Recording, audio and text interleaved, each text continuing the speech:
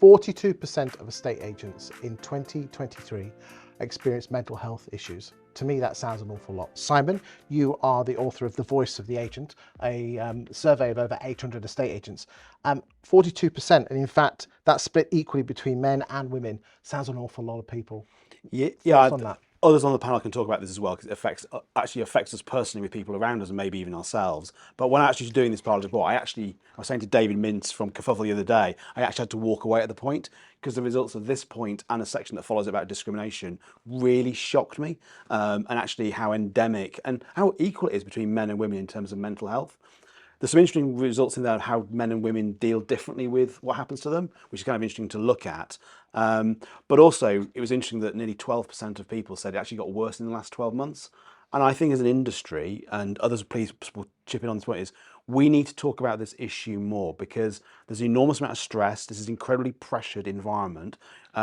People are receiving a lot of pressure from inside the industry and, as the research shows, from outside the industry, from clients.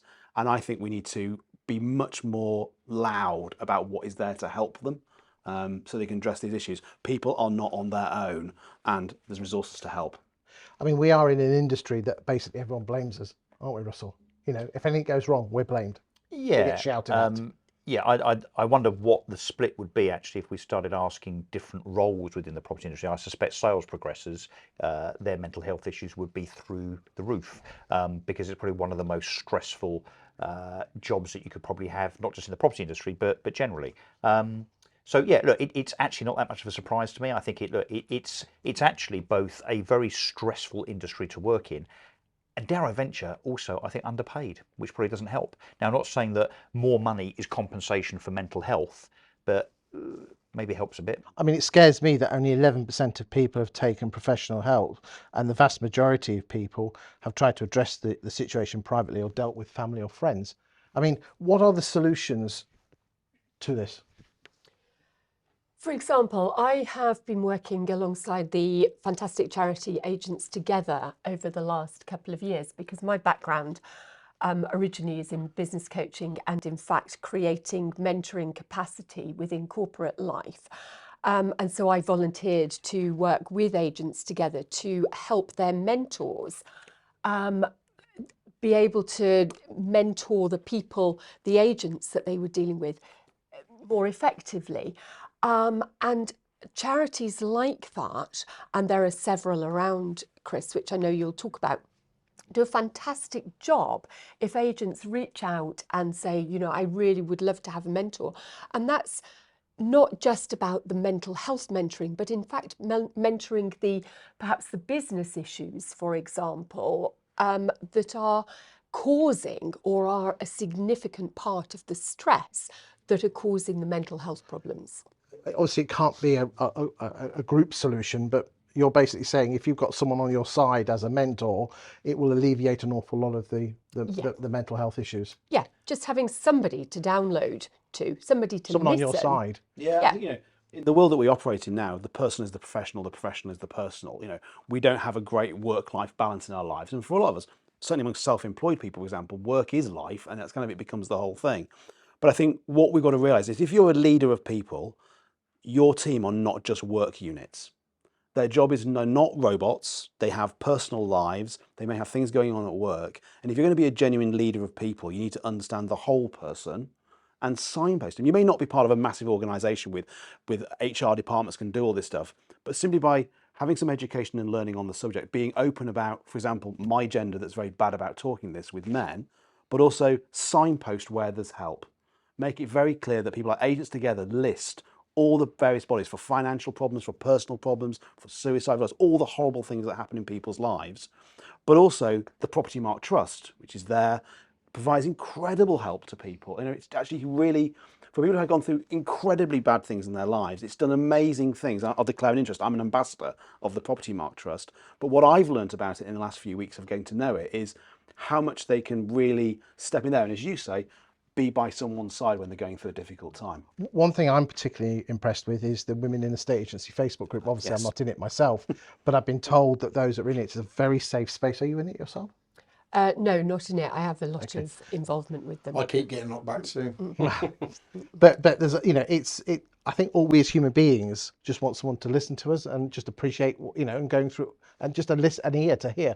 Simon, what have you got to add on the Well, I was subject? just going to say, at the, well, I think many of us were at the Women in the State Agency conference, and Verona said at the start of it that it was her greatest wish that they didn't need to have to keep doing this. And I think the very stereotype about what we're talking about, just because it's a stereotype doesn't mean it's not true. And that point in there that shows none of the above, what have you done to address it, none of the above, is obviously markedly higher for men, and that's because we don't talk about it. It took Women in the State Agency conference to have those sessions of which you're talking about, David Mintz and many other ones there, talking in a very vulnerable, sense about those challenges, those life challenges, and how they've dealt with it. I know you've been practicing this on talking about this on the couch for ages, but it is enlightening, I think, that so many of the other conferences come at it from that happy clappy sense in terms of how fantastic you're doing, and that's why things like that are so important. Sarah Edmondson does it obviously with you guys at Agents Together and everything else there, and that needs to be encouraged at every opportunity. We need a really strong message. It's okay not to be okay. It's actually, we all see these incredible lives on. So we're conducting the greatest social experiment we've ever done as a civilization with social media, portraying all these unrealistic people driving very fast cars with very nice watches, but still living at their parents. And it's complete, the digital nomads who are basically on a gap year. You're not a digital nomad, you're on a gap year. Stop saying you're a digital nomad. We have this false portrayal of what life is like. People are judging someone else's real. It's not real. When in reality, we're all in a. They go home, they turn the camera off, and they burst into tears. Well, how many people of those people do you see have committed suicide? And the last thing was just about it. It's just horrendous. So I think it's okay not to be okay, and there are people there to help. And I think, Chris, there's a responsibility on business leaders or estate agency owners to educate themselves on this topic. It's 2024. It's a major societal issue. It's not just an estate agency. It's across the whole country and society. And there's options out there. So, for example, I've done a mental health first aid course, 2-day course. I'm by no means a mental health expert, but that educated me a lot more. And I think if you're owning a business, you need to be approachable so that your employees feel like they can go to you with these issues, because I think a lot of employees feel like they can't because the owners don't get it, or will almost see it as being a weakness. Slightly controversially, I'm just going to suggest something on behalf of employers, just to provide some balance, and I'm not removing any of the seriousness around mental health per se, but we know from the data that every year about an extra 400,000 people in this country declare themselves off sick and unable to work through anxiety, depression, mental health. Do we think today's society and today's workplace is loads more stressful than 20 or 30 years ago when that wasn't the case? And what I'm going to venture, and this is just a question, right? So don't shoot me down in flames, but again, for balance, you're all looking really concerned. Simon's not. He's loving this because he thinks he's going to say it, isn't he? Do we think some people play the mental health card too readily? And how should employers see through that? Because my question is, if as an employer, you simply have this graph going up and up and up and up and up, that of your 500 or 1,000 or 50 employees, more and more and more are purporting to suffer with mental health issues and having time off and being signed off. How do you run a business on that basis? It's something that has to be said. That's one or two people might actually be agreeing with my hypothesis. I see it all the time, and it's it is a massive issue. That's why you need professionals who understand mental health. It's not a tick box exercise.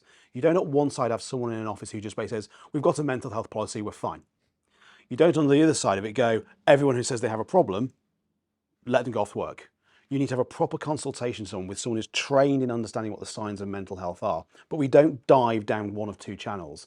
They're all slackers, not doing anything, and they're all taking time off. What has happened, and this has been studied from the 1970s, is the happiest year for human beings in the world globally was 1978. As a species, we've got less happy ever since. What's happened there is technology. Technology, we are basically primates. We're pattern-seeking monkeys who are terrified of this technological world that we've created. We can't keep up with the volume of communication that we have. I was told in the 1970s by Tomorrow's World, I'd be sitting on a beach and robots would do everything for me. I'm working harder than I've ever worked in my entire life. And I think what you've got with a combination of, we won't get into the politics of it, but a cost of living crisis is putting people under enormous pressure. We've had no real pay rises for the middle class since 2008. People are poorer than they've ever been since about the 1920s, I think it is. So people are massively under pressure financially. Work, you're never off. But our standard of living as a country is higher now than it's ever been. But it's all relative. It's like saying, well, you know, I can't feel bad because there's people in Africa who are starving. Therefore, I can't feel bad because I'm not doing as badly as them. Your experience is relative to the thing around you. And your social media feed, which shows everyone doing fantastically well. Everyone's got the watch and the car and the job and the beautiful life and the holiday and so on, which of course generally is not actually true, but we subscribe to it. So that puts us under even further pressure. And there's lots of very well peer-reviewed analysis that shows actually life has become significantly more stressful. And one of the biggest drivers has been social media. Young women are under appalling pressure now. I am so glad I grew up before the internet. But let me just extend the scenario very quickly. What happens when 80% of people are off with anxiety and depression? We address the fact that's a problem and do something about it. We do what the lady suggested. We take mobile phones off kids. We don't give smartphones to kids. Why are we giving? No, the owners of social media companies do not let their children go on social media. There was that documentary. Why is wasn't that? there? Yeah. Social dilemma. It's insane, that, isn't it? And they literally talk about the danger of that dopamine hit and everything else and take it away from it. Yeah, it's the crack cocaine of our children, and we've just let it happen to them. Going back to your point about, as an employer, having people off. Now, I employ 15 people, and it is a concern, and I think having policies and so on. But I also would love to unpick that 42% in terms of how many of those people are employed and how many of them are self-employed or business owners. Huge difference. Because I think the self-employed people and the business owners are just as, if not more likely to suffer the mental health issues, because actually it's a very, very, very lonely It's place. like the private sector, public sector difference. You're much, much more likely to have time off sick in the public sector. Who knew? But the people who are running the businesses, so the private sector, are much more likely to suffer, but suffer in silence, because it's not okay if you're running a business to go off sick with mental health or to admit to anybody in your organisation, I have I'm struggling with my mental health. You know, it just isn't. If you're self-employed or you're a business owner, you can't do it.